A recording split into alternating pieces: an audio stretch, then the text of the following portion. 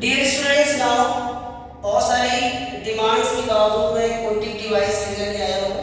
और poetic device में चाहे वो क्लास 10th हो और चाहे वो 12th क्लास हो, उन सब के लिए बहुत ज़रूरी होता है। हालांकि मैंने ऑलरेडी पहले से इसमें लिख दिया है कि समय बहुत ज़्यादा वेस्ट ना हो और मैं आपको यहाँ से एक्सप्लेन करके समझा दूंगा कि किस तरह से ये वर्कआउट होती है। वैसे तो फिगर ऑफ स्पीच को इंग्लिश में ऑर्नामेंट कहते हैं। ऑर्नामेंट का मतलब होता है सजावट। जिस तरह कविताओं में इनको इस्तेमाल करके मीन्स पोइट्री में जब तक इस्तेमाल कर दी जाती है तो उसकी खूबसूरती बढ़ जाती है। और खूबसूरती से याद आया कि अगर आप इसको पढ़ना चाहते हैं तो इसका आप इस तरह से पढ़ सकते हैं, जैसे कि एक फार्मूला दिया हुआ है शैम्पू करके। इसमें 7 फिगर ऑफ स्पीच है तो सीबीएसई यूपी बोर्ड ऑथराइज करता है 10th 12th के लिए, इससे ज्यादा बाहर नहीं जाता है। तो मैंने ऑलरेडी यहाँ पर लिख दिया है सिमिली। इसमें कंपैरिजन होता है और कंपेयर हम तभी करेंगे जब कोई दो डिफरेंट ऑब्जेक्ट्स होते हैं, ठीक है। हिंदी में इसको उपमा अलंकार कहते हैं। यहाँ मैंने लिख दिया है इसकी पहचान होती है सो लाइक एज। हिंदी में सा सी से सम। तो यहाँ लिखा life is like a dream, the soul was like a star. Clear. तो यहाँ पर दो चीजों को कंपेयर कर रहा है कि उसका जीवन एक स्वप्न की तरह है, उसका सीता मुख चंद्रमा के समान है, ठीक है। ये हिंदी में हाय तुलसी कोमल बच्ची खेल रही है जल तले। मेटाफर को इम्प्लाइड सिमिली कहा जाता है। जैसे अगर हम इन चीजों को रिमूव कर दे तो पूरा का पूरा वो मेटाफर बन जाता है। Clear. Camel is the ship of desert. अगर हमने इसमें कैमल्स को पूरा का पूरा डेजर्ट का शिप कह दिया, इसमें कंपेयर नहीं किया, पूरा का पूरा कह दिया, ठीक है। मेरा बेटा शेर के समान है, तो ये मैंने अपने बेटे की तुलना शेर से किया है। अगर मैं दोबारा कह दूं कि मेरा बेटा पूरा शेर है तो वो क्या हो गया, metaphor. Clear.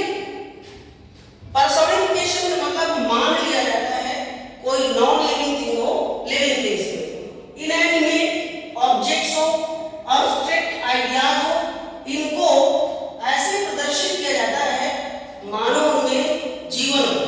Clear. Love is blind. जब लव शब्द ही एक अब्स्ट्रैक्ट विचार है तो भला वो ब्लाइंड कैसे हो सकता है, मतलब अंधा कैसे हो सकता है। वो खुद ही उसको हम देख नहीं सकते, टच नहीं कर सकते। Death lays his icy hand on kings. हमारी मौत राजा के वरदान पर डिपेंड होती है, तो ये उसके लिए हमने मान लिया। हाइपरबोल्स का मतलब किसी भी चीज को इतना बढ़ा चढ़ाकर ओवर स्टेटमेंट कर दिया जाता है, ग्रेटर इंप्रेशन में उसको रिव्यू किया जाता है। जैसे वह इतना रोई कि मानो समुद्र भर गया, तो ये बढ़ा चढ़ा के बोल गया। किसी के रोने से समुद्र कैसे भर सकता है। Are you understanding. ओके। अब यहाँ लिखा है all the perfumes.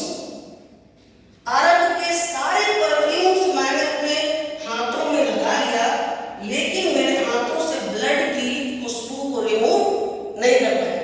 All the perfumes of Arabia will not Sutton this little hand. ये विलियम शेक्सपियर के ट्रेजेडी से लिया गया है।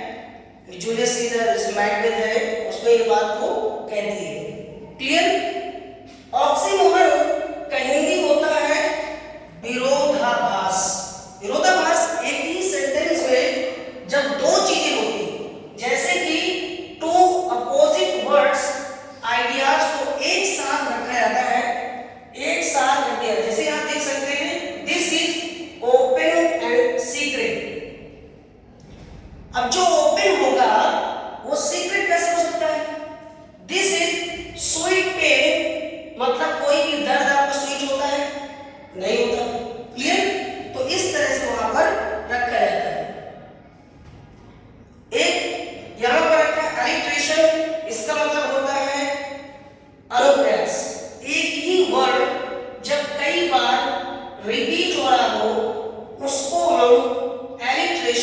कहते हैं। क्लियर? जैसे हिंदी में अनुप्रास व्यंजन मीन्स रघुपति, राघव, राजा, राम, तो रा शब्द यहाँ पर रिपीट हो रहा है। चारों, चंद की, चंचल, किरणें।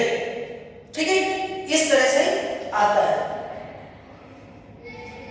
एक लास्ट में होता है ओनामेटोपोइया। इसमें बहुत इजी होता है और इसमें साउंड होता है। साउंड जब किसी की एनिमल्स का, किसी भी जानवर, व्यक्ति, चर्पिंग बर्ड्स का आ जाए तो वहां पर आपको कुछ नहीं करना, ओनामेटोपोइया लगा देना है। क्लियर? अपर स्टॉप मैंने लिखा नहीं है, यहाँ ये साइन लगता है, ये संबोधन के लिए लगाया जाता है। So now this is a figure of speech.